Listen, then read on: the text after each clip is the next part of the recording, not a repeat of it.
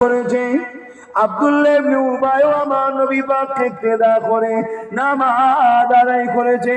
আবু বকর সিদ্দিক রোজা রেখেছে, আব্দুল্লাহ ইবনে উবাই রোজা রেখেছে। আবু বকর সিদ্দিক নবীর সঙ্গে জিহাদের ময়দানে গেছে, আব্দুল্লাহ ইবনে উবাই গেছে। আবু বকর সিদ্দিক নবীর সঙ্গে হজ করেছে, আব্দুল্লাহ ইবনে উবাই হজ করেছে। আবু বকর সিদ্দিক দান করেছে, আব্দুল্লাহ ইবনে উবাই দান করেছে। অথচ দুনিয়ার জমিন থেকে আবু বকর সিদ্দিক জান্নাতের সুসংবাদ পেয়েছে, সার্টিফিকেট পেয়েছে। আল্লাহ নবী জানিয়ে দিয়েছে আশারে মুবাশশিরা 10 জন সাহাবী হলো জান্নাতি। দুনিয়া থেকে সার্টিফিকেট নবী দিয়ে দিয়েছে, তার মধ্যে আবু বকর সিদ্দিক রয়েছে। এদিকে আব্দুল্লাহ ইবনে উবাই সে কিন্তু জাহান্নামের খবর পেয়েছে। কারণটা কি? আবু বকর সিদ্দিকেরও দাড়ি টুপি পাগড়ি ছিল, আব্দুল্লাহ ইবনে উবাইরও দাড়ি টুপি জুব্বা পাগড়ি ছিল। বিশাল বড় জুব্বা ছিল, দাড়ি ছিল, পাগড়ি ছিল, সবই ছিল। এরপরও সে জাহান্নামের খবর পেল। আবু বকর সিদ্দিকেরও দাড়ি টুপি ছিল, তিনি জান্নাতের সুসংবাদ পেল। আবু বকর সিদ্দিক নবীর হাতে হাত দিয়েছে, আব্দুল্লাহ ইবনে উবাই নবীর হাতে হাত দিয়েছে। আবু বকর সিদ্দিক রোজা রেখেছে, হজ করেছে, আব্দুল্লাহ ইবনে উবাই রোজা রেখেছে, হজ করেছে। কিন্তু আবু বকর সিদ্দিক জান্নাতের খবর পেয়েছে, আব্দুল্লাহ ইবনে উবাই জাহান্নামের খবর পেয়েছে। এর কারণটা কি হতে পারে? এই যুবকেরা মন দিয়ে শুনে রেখে দাও, কেননা ৭৩ দলে ৭২ জাহান্নামী। ওই ৭২ দল এমন করে জান্নাতি দলের বিরোধী করছে। একদিকে তো আজ মুসলিমদের মধ্যে থেকে একদল মানুষরা ইসলামের পিছনে লেগেছে, আবার এইরকম মুসলমান সেজে ৭২টা দল ইসলামের থেকে আমাকে তোমাকে আল্লাহ নবী থেকে সরাবার চেষ্টা করছে। এর বিচকারে দাঁড়িয়ে ইমানকে বাঁচিয়ে কবরে যেতে হবে। তাই নবী পাক জানিয়ে দিল আখেরি যাওয়ার কাছ থেকে ইমান বাঁচানোটা বড় কষ্টকর হবে। কখনো হাতের তালুতে আগুন রেখেছেন কেউ? কিন্তু আগুনের একটা তাপ লাগলেই বুঝতে পারি জ্বলনটা কি হয়। হালকা যদি কখনো ঠেকে যায় গরম হাঁড়ি বা পাত্র, তাতেই আমাদের চোখে পানি এসে যায়। তাহলে আগুনের টুকরো যদি হাতে রাখা হয় কত কষ্ট হবে বুঝতে পারছেন? তার থেকেও কঠিন হলো ঈমান বাঁচানো এই সময়। আর সেই সময় আমাদের যুবকরা হাক্কানি উলামা নবীর পক্ষে যারা, তাদেরকে ধরা দিচ্ছে না। ধরা দিচ্ছে কোথায়? বেঈমান নেতা খেলা দিয়েছে, সেখানে যে ভিড় করছে। খেলা শেষে মাঝে মাঝে অর্ধেক উলঙ্গ নারীর নাচ দেখাচ্ছে, যুবক হাততালি দিচ্ছে, সিটি বাজাচ্ছে, বাজাও বাজাও। পুরো দুনিয়ার মানুষ ইসলাম থেকে বেরিয়ে চলে গেল।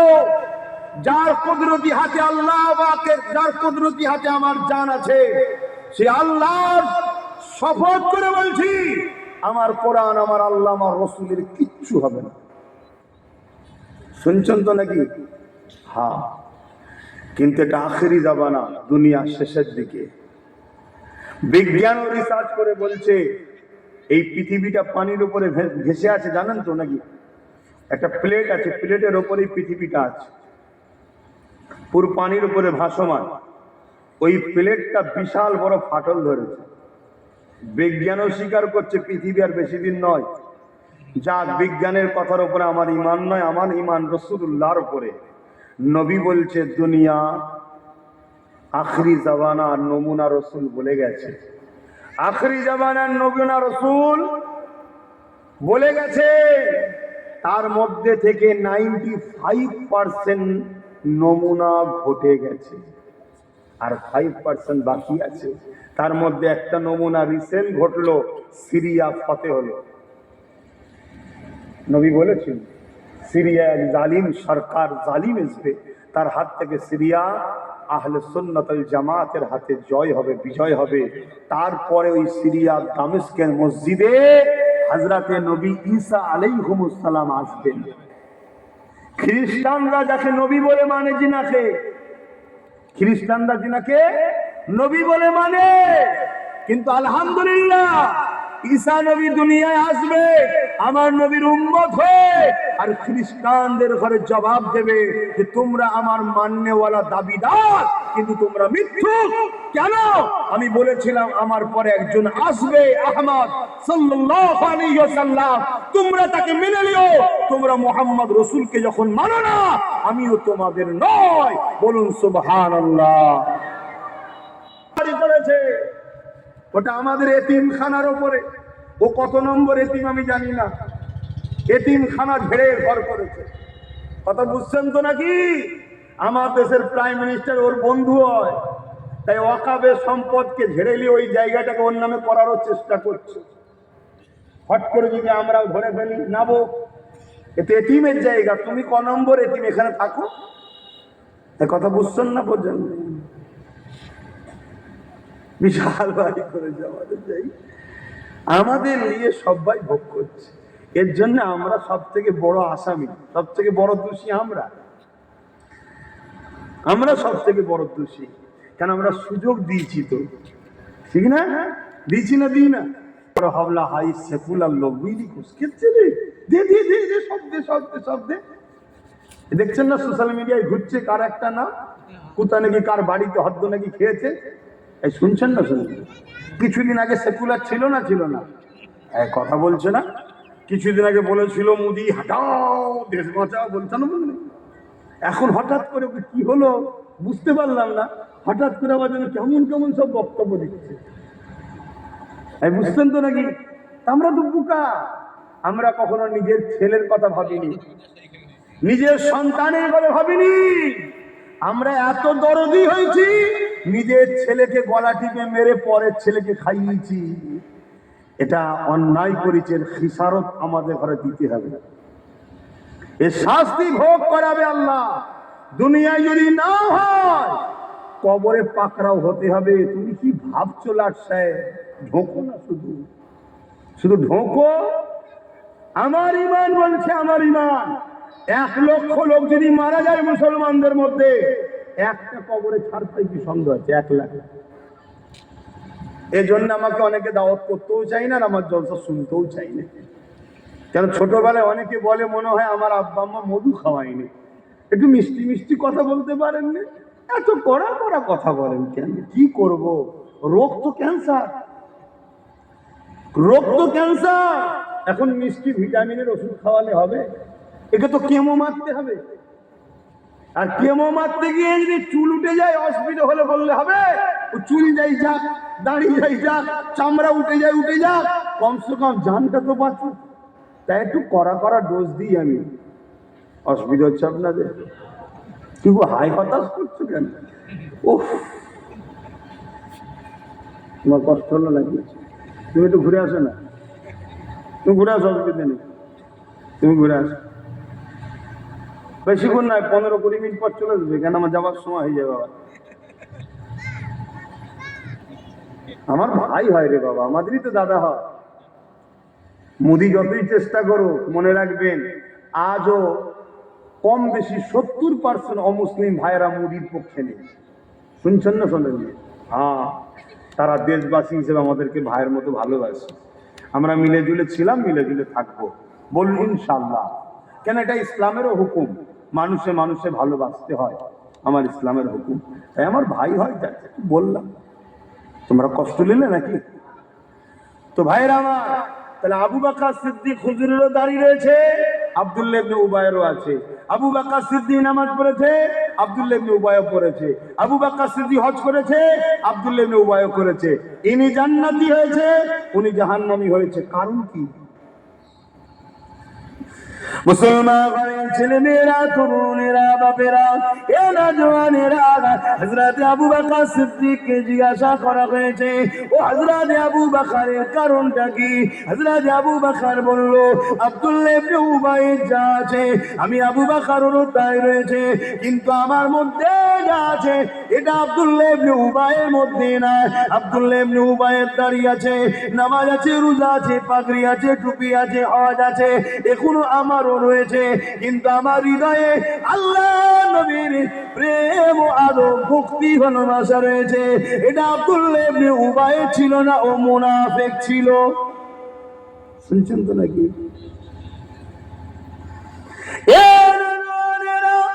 তাই বলে দিয়ে যায়, কবরের জমিনে প্রশ্ন করা হবে, মান রব্বুকা, তোমার রবকে? মুর্দা বলছে রব্বি আল্লাহ। উত্তর ঠিক না ভুল? আমার রব হলো আল্লাহ। উত্তর ভুল না ঠিক?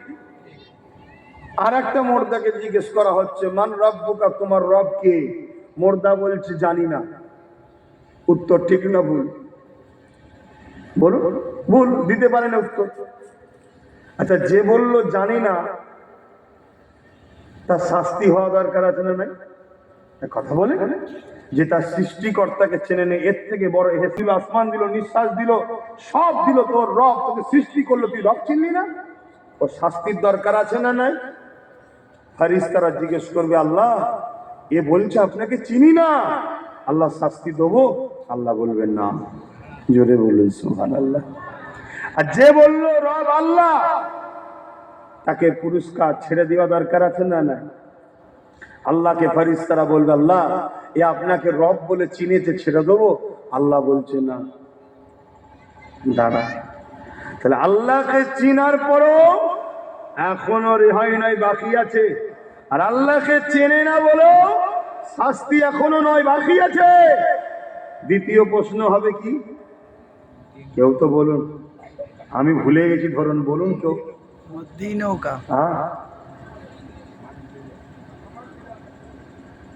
মান নয়, মা দিনুকা।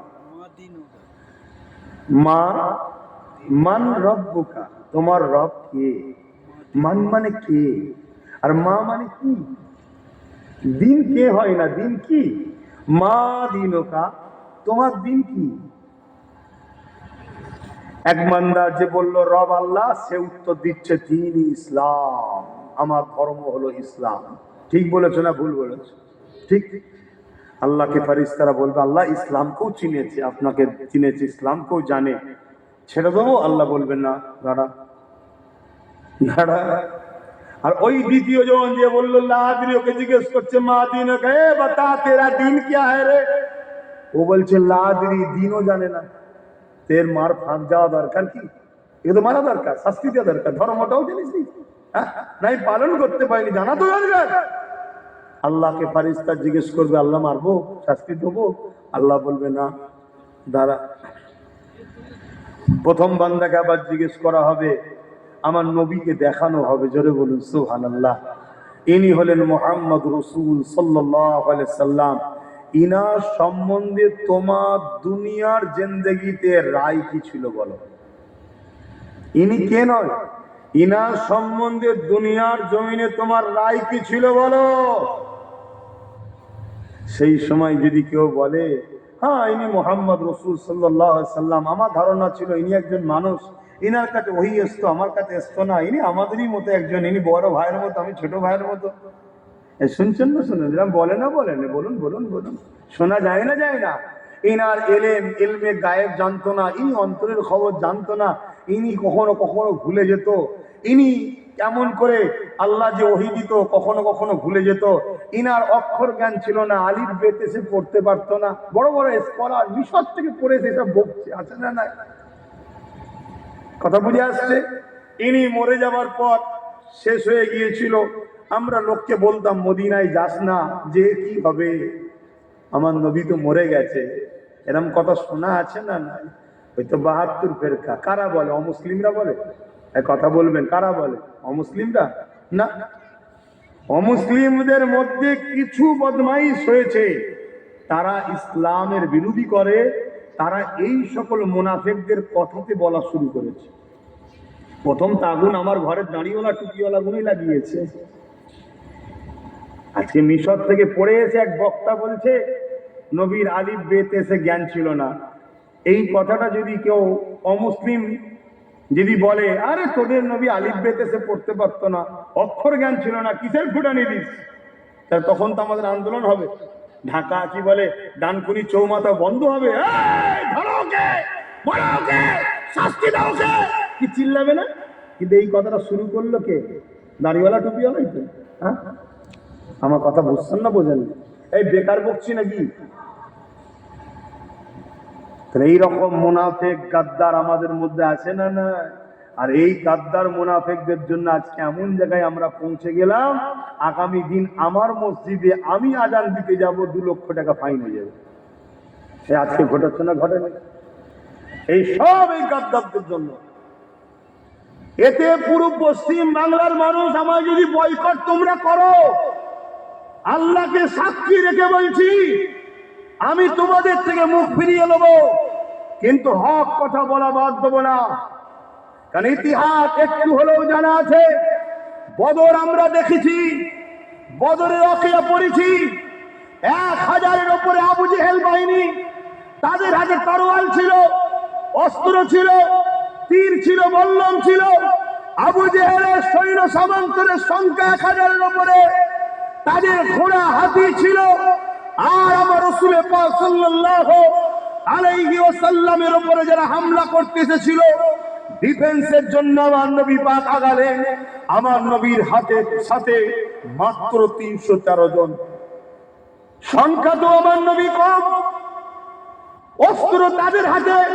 আমার নবীর সাহাবাদের হাতে কোনো অস্ত্র ছিল না। আমার নবীর সাহাবারা খালি পায়ে মরুভূমির উপর দিয়ে হাঁটছে, কিন্তু ইতিহাসের পাতা আজও সাক্ষী দিচ্ছে সেদিনের লড়াই আবু জেহেল জিতার কথা ছিল, কিন্তু মিথ্যা মিথ্যা হয়, অন্যায় অন্যায় হয়। ন্যায়ের পক্ষে আল্লাহ ছিল, তাই এদের হাতে কিছু না থাকতে পারে, সাহাবাদের সংখ্যা কম হতে পারে, কিন্তু সাহাবাদের হৃদয়ে আল্লাহ নবীর প্রেম ও আদর ছিল, যে ইমানের পাহাড়ের কাছে আবু জেহেল বাহিনী 1000 হওয়ার পরে তারা হারতে পরাজিত হতে বাধ্য হয়েছিল। জোরে বলুন সুবহানাল্লাহ, আরো জোরে বলুন সুবহানাল্লাহ। আল্লাহ আল্লাহ। আজকের দিনে তো আজকের কোন আবু জেহেলের বিরুদ্ধে, আজকের কোন উতবার বিরুদ্ধে, আজকের কোন সাইবার বিরুদ্ধে লড়াই করতে যাওয়ার জন্য দলে পাশে স্টেজে কোন কাফের বেঈমান মুনাফিককে রাখার প্রয়োজন লাগবে না। যদি তুমি ইমানদার হও, তোমার জন্য তোমার আল্লাহ যথেষ্ট। তুমি কারোর উপর তো জুলুম করতে যাচ্ছ না, তুমি নিজের অধিকার হকের জন্য কথা বলছো। কিন্তু আজকের দিনও আমরা অনেক মুনাফিককে দেখছি, তারা নতুন করে মসজিদ বাঁচাবার নামে, মাদ্রাসা বাঁচাবার নামে, কোরআন বাঁচাবার নামে আন্দোলন করছে ঠিকই, কিন্তু দেখছি তাদের স্টেজে এমন মুনাফিক বসে আছে যারা আমার নবীকে মরা বলে। তাদের ঘরে নিয়ে যে বলছে চলো মাদ্রাসা বাঁচাতে হবে। এর চেয়ে বড় ধোঁকাবাজি, এর চেয়ে বড় চিটিংবাজি, এর চেয়ে বড় ধোঁকা, উম্মতকে এর চেয়ে বড় প্রতারণা আর কি হতে পারে? বলছে মসজিদ বাঁচাতে হবে, মাদ্রাসা বাঁচাতে হবে, কোরআন বাঁচাতে হবে। আন্দোলন করছে, এমন এমন লোককে সাথে রেখেছে যে বেঈমান গুণ সর্বসময় দিলের মধ্যে পুষে রেখেছে, শুধু সুযোগ পেলে হয়, সুযোগ পেলে হয়। তারাও ইসলামের বিরুদ্ধে সব সময় সজাগ হয়ে আছে, তাদের ঘর নিয়ে আন্দোলন করতে যাচ্ছে। আমার কথা বুঝছেন না বোঝেন না? কষ্ট হচ্ছে।